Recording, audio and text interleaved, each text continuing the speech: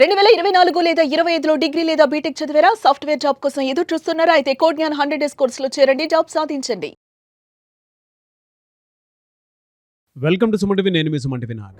ఎవరైనా సరే లోన్ తీసుకున్న తర్వాత జాబ్ లేదు అనుకున్నప్పుడు రికవరీ ఏజెంట్స్ వచ్చి మీ దగ్గర గనక బిహేవియర్ ఇంప్రాపర్గా ఉంది అని అంటే దాన్ని ఎలా హ్యాండిల్ చేయాలి, చట్టాలు అటువంటి వాటికి ఏం చెప్తున్నాయి అనేది ఈరోజు మనతో పాటు ప్రముఖ అడ్వకేట్ శశికాంత్ గారు ఉన్నారు. అది వారి మాటలో తెలుసుకుందాం. నమస్తే అండి.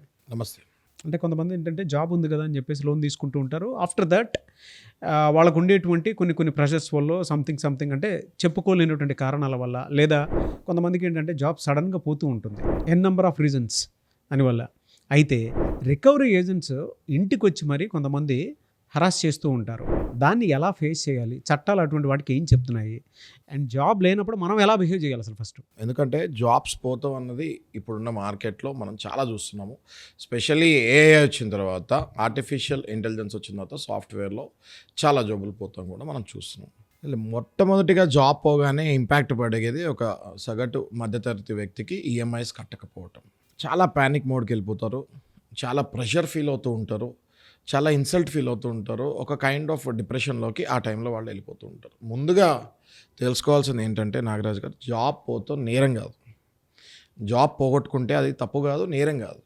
రైట్? రిసెషన్లో కంపెనీ తట్టుకోలేక కొన్ని వేల లక్షల జాబులు తీసేస్తుంది, అది నేరం కాదు. ఈఎంఐ లేట్గా కడతాం కూడా నేరం కాదు. ఈఎంఐ డిలే చేసి లేట్గా కడతాం కూడా నేరం కాదు. ఈ పాయింట్స్ మీకు తెలియక చిన్న చిన్న తప్పులు మీరు చేస్తూ ఉంటారు. సరే, ఎవరైనా సరే మినిమం సెల్ఫ్ రెస్పెక్ట్ ఫీల్ అవుతారు సార్, నో డౌట్. సో ఎలా దీన్ని హ్యాండిల్ చేయాలి? చాలా బాగా అడిగారు. నేను ఏమంటున్నా అంటే, కలెక్షన్ మీకు జాబ్ పోయింది, కలెక్షన్ వాళ్ళు ఫోన్ చేస్తున్నారు, మీరు ఇలా ఫోన్లు ఎత్తకుండా అలా చేయకుండా నా సజెషన్ ఏంటి అంటే, ఫస్ట్ మీరు ఫోన్లు ఎత్తండి. ఫోన్లు ఎత్తి మీ టోన్, మీ వాయిస్లో ధైర్యంతో మాట్లాడండి. ఎప్పుడైనా కూడా అవతలవాడు మనం భయపడితే మనని ఇంకా భయపడిస్తారు.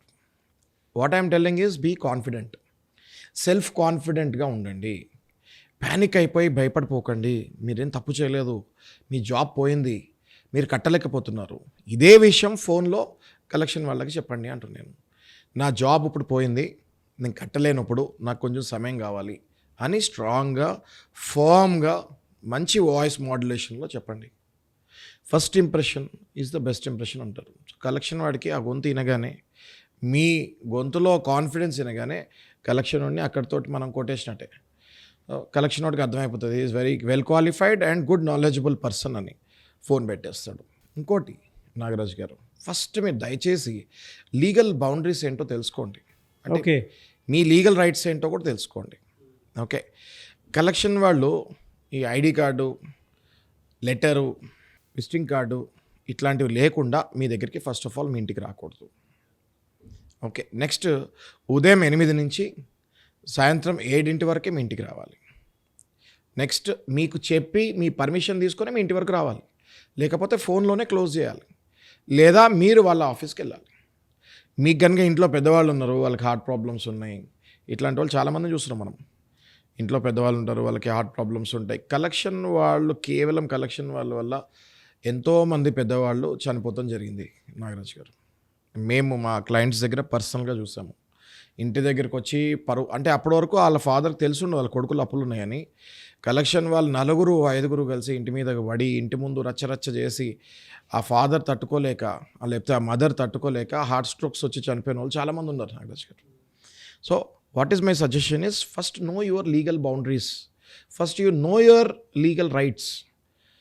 ఎప్పుడు రావాలి కలెక్షన్ వాడు, ఎప్పుడు రాకూడదు, ఎలా మాట్లాడాలి, ఏం చూపించాలి మీకు డాక్యుమెంట్స్, మీ రైట్స్ ఏంటి, మీ టైం అడగచ్చా?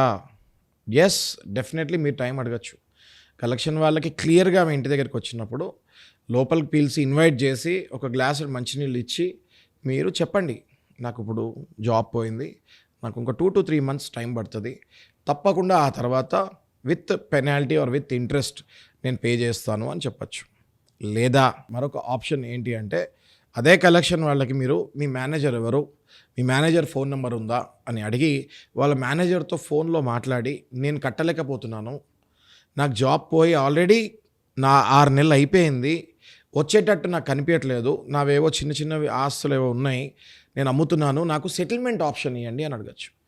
నాగరాజు గారు, ఏ కలెక్షన్ వాళ్ళైనా ఏ బ్యాంక్ వాళ్ళైనా కూడా ఒక 3 to 6 months దాటింది అంటే సెటిల్మెంట్ ఆప్షన్ ఆటోమేటిక్గా వాళ్ళు ఒక అడ్వకేట్ ద్వారా ఇస్తారు. ఓకే, సో నా సజెషన్ ఏంటి అంటే, మీరు కట్టలేని పరిస్థితిలో ఉన్నారు, ఇంక ఈఎంఐలు మీరు కట్టలేరు అని మీరు ఫిక్స్ అయిపోయినప్పుడు దయచేసి ఒక మంచి అడ్వకేట్ని పట్టుకొని ఆ అడ్వకేట్ ద్వారా సెటిల్మెంట్కి వెళ్ళండి అంటున్నాను. ఫర్ ఎగ్జాంపుల్, మీకు 10 లక్షలు అప్పు ఉంది, అది 3 లక్షలకి 4 లక్షలకి కూడా సెటిల్మెంట్ అయ్యే అవకాశం ఉంటుంది. పరిస్థితులు బట్టి అసలు ఆ వ్యక్తి కడతాడో కట్టలేడో అని బ్యాంక్ వాళ్ళు తెలుసుకున్నప్పుడు రైట్ ఆఫ్ కేస్ లాగా దీన్ని భావించి మినిమం టు మినిమం ఎంతో అంట 30 to 40% సెటిల్ చేసిన కేసులు నేను పర్సనల్గా చాలా కేసులు చూశాను. ఈ విషయం చాలామందికి తెలియదు. మీ ద్వారా ఇది చాలామందికి మనం ఎడ్యుకేట్ చేస్తున్నాం. నాగరాజు గారు, మీరు ఈ చేపట్టిన ఈ లీగల్ అవేర్నెస్ కార్యక్రమం వల్ల చాలామందికి ఈ లీగల్ అవేర్నెస్ ఎక్కువ క్రియేట్ అవుతుంది. 10 లక్షల లోన్ నుండి నిర్దాక్షిణ్యంగా కట్టే పరిస్థితిలో లేకపోతే ఖచ్చితంగా మీరు ఏమైనా మీ పాత ఆస్తులు లేకపోతే ఊర్లో ఏమైనా ఉంటే అది అమ్ముకొని 30 to 40% మీకు బ్యాంక్ వాళ్ళు సెటిల్మెంట్కి ఇస్తారు. మీరు దయచేసి ఆ సెటిల్మెంట్కి వెళ్ళి ఎప్పుడైనా కూడా నాగరాజు గారు సెటిల్మెంట్కి వెళ్ళేటప్పుడు NOC, no objection certificate, full and final settlement letter తీసుకోవాలి. ఆ లెటర్ కనుక మీ దగ్గర తీసుకొని పెట్టుకుంటే మళ్ళీ మీ దగ్గరికి వాళ్ళు రారు. ఇది చాలా ఇంపార్టెంట్ పాయింట్. సో నాగరాజు గారు, నేను చెప్పేది ఏంటంటే, క్లియర్ కమ్యూనికేషన్ ఇవ్వండి. ఏ కలెక్షన్ వాళ్ళకైనా కూడా క్లియర్ కమ్యూనికేషన్ ఇవ్వండి. రిటర్న్లో కమ్యూనికేషన్ ఇవ్వండి. ఫోన్లలోనే చెప్పి ఎన్నిసార్లు చెప్తారు ఫోన్లో.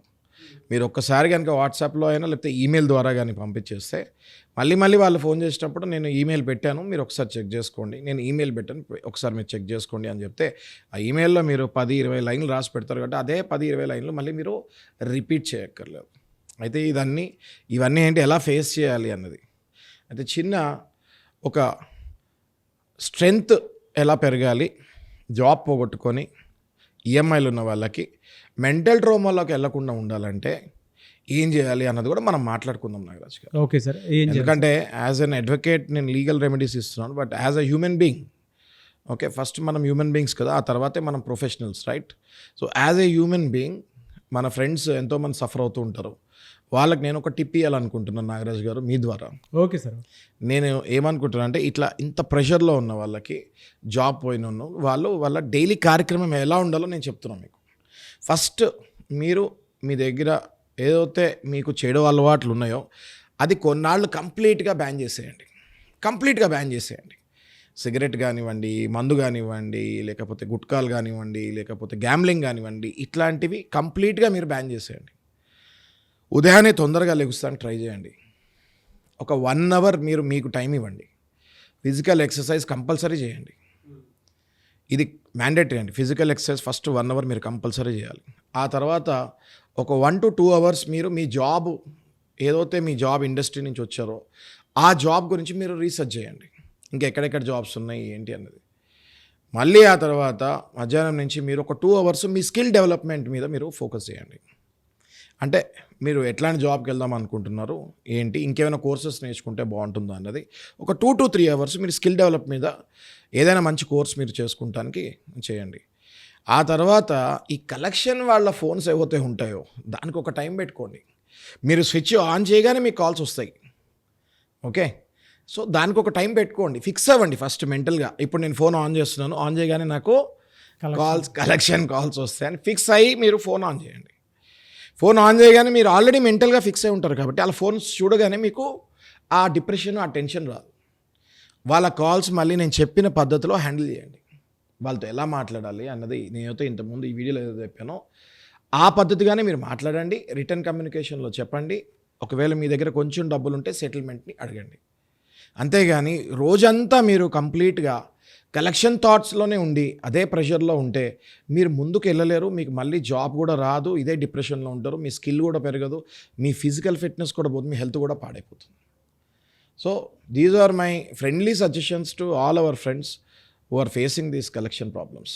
ఒక ఫ్రెండ్గా మీరు గైడ్ చేసినటువంటి విధానం చూసి నాకు చాలా బాగా అనిపించింది. చాలా బాగా చెప్పారు. అంటే నాగరాజు గారు, ఇవన్నీ ప్రతి మనిషి లైఫ్లో అండర్గో అవుతారండి. అప్పులు అవ్వకుండా చాలా తక్కువ మంది లైఫ్లో అప్పులు కాకుండా ఉంటారు. మన జీవితంలో మనకు కూడా ఎప్పుడో అప్పులు అయ్యి ఉంటాయి. అవునవును. కాబట్టి నేను ఈ అడ్వకేట్గా కాకుండా యాజ్ ఏ ఫ్రెండ్ కూడా ఈ సజెషన్స్ నేను ఇస్తాను జరిగింది. Very good sir. Thank you so much Shashikant గారు. Thank you Nagaraj. Thank you very much.